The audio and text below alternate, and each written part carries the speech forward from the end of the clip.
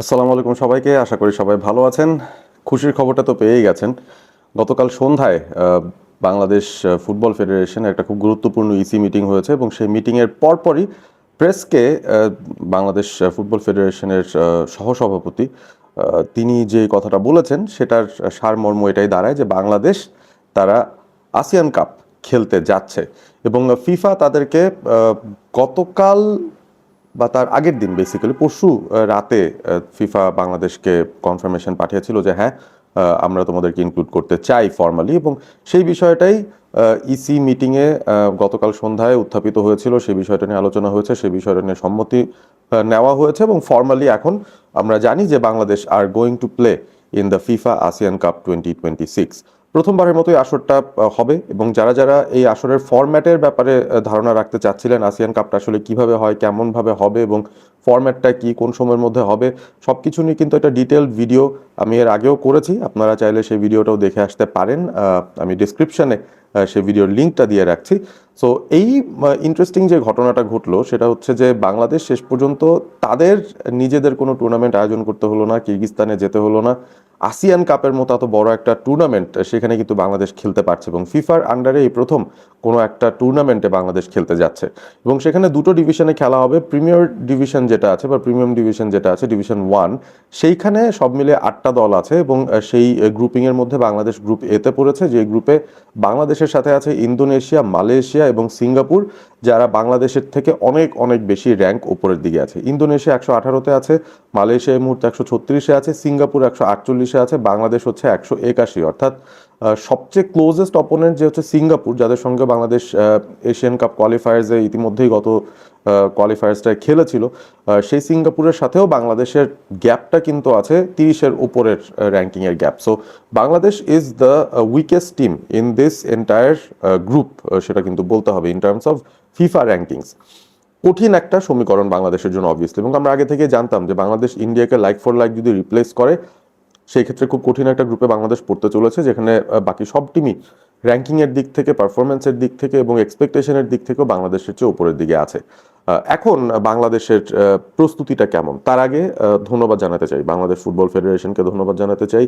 তারা তাদের process maintain করেছে ফিফার সঙ্গে এবং তারা যে অপটিমিস্টিক ছিল, আগের যে খবরগুলো আসছিল যে ডুলি চাইছেন না কিংবা তাবিথ আওয়াল, ভাইস প্রেসিডেন্ট ফাহাদ করিম, তারা হয়তো একটু চিন্তার মধ্যে আছেন যে আসলেই আসিয়ান কাপের মতো এত বড় একটা টুর্নামেন্ট, যেটা অ্যাপারেন্টলি সাফের চেয়েও কঠিন টুর্নামেন্ট, সেই টুর্নামেন্টটা বাংলাদেশ খেলবে টু প্রিপেয়ার ফর সাফ, এটা একটু উইয়ার্ড হয়ে যায়। মানে ব্যাপারটা হচ্ছে সাফ খেলে আসিয়ান কাপের প্রিপারেশন নেওয়াটা বোধহয় লজিক্যাল হতো, বিকজ কোয়ালিটির যদি হিসাবটা করা হয় সেই জায়গায় কিন্তু আসিয়ান কাপটা is a more difficult tournament এবং এই টুর্নামেন্টটায় সরাসরি ফাইনাল হয়। ধরেন গ্রুপে সবাই সবার সাথে খেলবে একটা করে ম্যাচ এবং 3টা ম্যাচ যখন গ্রুপে খেলা হবে, যেই দুই টিম দুই গ্রুপের গ্রুপ চ্যাম্পিয়ন তারা সরাসরি ফাইনাল খেলবে। মানে এখানে আর সেমিফাইনালের কোনো হিসাব নাই, অন্য কোনো ব্যাপারের হিসাব নাই, শুধুমাত্র প্লেসমেন্ট ম্যাচগুলো হবে।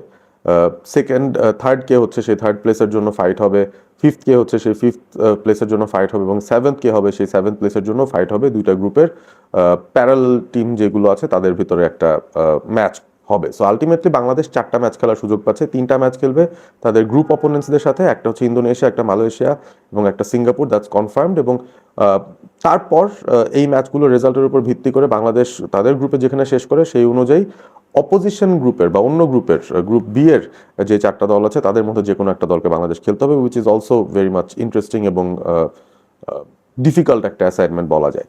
সো এই হচ্ছে পরিস্থিতি।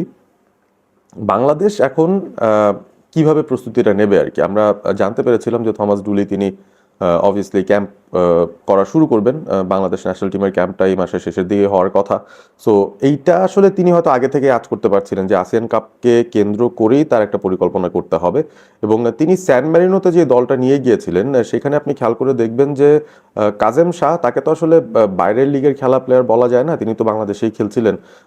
এবং সেই সাথে হামজা চৌধুরী, সমিত সোম এবং জায়ান আহমেদ, এই 3জনই মূলত এবং ফাহমেদুল, এই 4জনই মূলত ছিলেন যারা বাইরের লিগে খেলছিলেন। সান ম্যারিনোর সঙ্গে যেই টুর্নামেন্ট বা ফ্রেন্ডলি ম্যাচটা বাংলাদেশ খেলতে গিয়েছিল সান ম্যারিনোতে এই বছরের জুনে, ওয়ার্ল্ড কাপের ঠিক আগ মুহূর্তে, সেই ম্যাচটাতে এই 4জনকে আমরা পেয়েছিলাম যারা ফরেন লিগে খেলা প্লেয়ার, বাদ বাকি সবাই ছিলেন লোকাল প্লেয়ার। সো এই জায়গাটায় কিন্তু ওই ফরেন প্লেয়ারদের সংখ্যা বা বাইরের লিগে খেলা প্লেয়ারদের সংখ্যা বেড়ে যাবে এবারের ক্যাম্পে আগে অন্তত বা এই স্কোয়াডটার মধ্যে, এতটুকু কিন্তু অনুমান করা যাচ্ছে। এবং একটা বেস্ট পার্ট, আমি আপনাকে সেই ব্যাপারটা আসলে না শেয়ার করেই পারছি না, একটা বেস্ট পার্ট এই আসিয়ান কাপে জয়েন করার, একে তো হচ্ছে আমরা র্যাঙ্কিং নিয়ে কথা বলেছি, অন্য একটা ভিডিওতে আমি আলোচনা করেছিলাম যে বাংলাদেশের র্যাঙ্কিংয়ের কুইক ডেভেলপমেন্টটা হওয়ার জন্য এই টুর্নামেন্টে যদি ভালো করতে পারে, সাপোজ একটা উইন একটা ড্র একটা ডিফিট এরকমও যদি রেজাল্ট হয়, সেই ক্ষেত্রেও কিন্তু বাংলাদেশের ফিফা র্যাঙ্কিং একটা বেশ ভালো উন্নতির সুযোগ রয়েছে। সেটা একটা বিষয় যেমন, দ্বিতীয়ত হচ্ছে আপনি ডেফিনেটলি আপনার নিজের দলের শক্তিমত্তাটা বিচার করতে পারছেন একটা ডিফিকাল্ট টাফ অপোনেন্টের সঙ্গে ম্যাচ খেলে। এবং তৃতীয় যে পয়েন্টটা সেটা হচ্ছে যে এই ধরনের একটা টুর্নামেন্ট আপনি যখন খেলতে যাচ্ছেন তখন কিন্তু আপনি ফিফার যেই ইন্টারন্যাশনাল উইন্ডো আছে সেই উইন্ডোর ভেতরেই সেই টুর্নামেন্টটা আয়োজিত হবে, সেটার আগেও না পিছেও না। নভেম্বরের সাফের যে ব্যাপারটা আমরা জানি যে নভেম্বরের ইন্টারন্যাশনাল উইন্ডো 7 তারিখ থেকে শুরু, কিন্তু সাফ টুর্নামেন্ট 4 তারিখ থেকে শুরু, কারণ পুরো টুর্নামেন্টে সব ম্যাচ তাদের শেষ করতে হবে।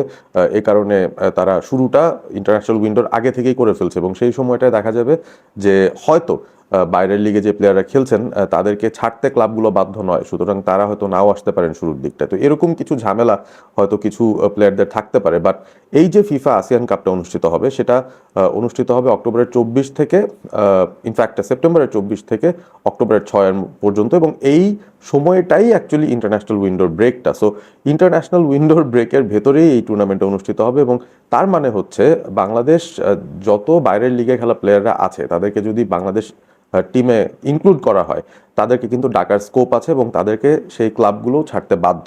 সো এইটাই হচ্ছে মূল বিষয় আমার কাছে লেগেছে পজিটিভ, যে আসিয়ান কাপটা খেললে আমরা আমাদের ফুল কমপ্লিমেন্ট অফ ফরেন প্লেয়ার্সদেরকে পাবো, তারা যদি ফিট থাকেন এবং প্রস্তুত থাকেন এবং তাদেরকে যদি ডাকা হয়।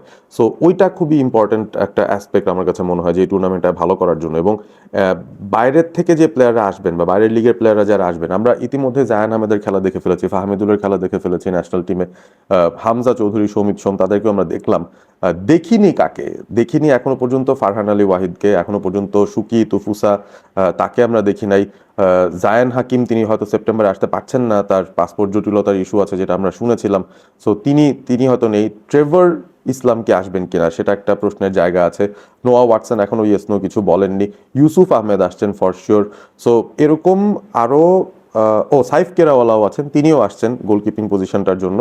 সো দিন শেষে আরও 5 জন আমি বলবো যে ফরেন লিগে খেলা প্লেয়ার প্রথমবারের মতো হয়তো বাংলাদেশের জার্সিতে এই সেপ্টেম্বর উইন্ডোতে আসিয়ান কাপে খেলতে পারেন। সো এই 5 জন ঢোকা মানে কিন্তু আপনার স্কোয়াডের 5 জনকে বাদ দিতে হবে। আপনার স্যান মারিনোর সঙ্গে যে স্কোয়াডটা ছিল সেই স্কোয়াডে কারা কারা ছিলেন, সেখান থেকে কাদেরকে বাদ দেবেন, থমাস ডুলি, এই বিষয়গুলো নিয়ে কিন্তু আলোচনার একটা স্কোপ আছে। ডেফিনেটলি আলাদা একটা আলোচনায় যাবো সেই জায়গাটায়।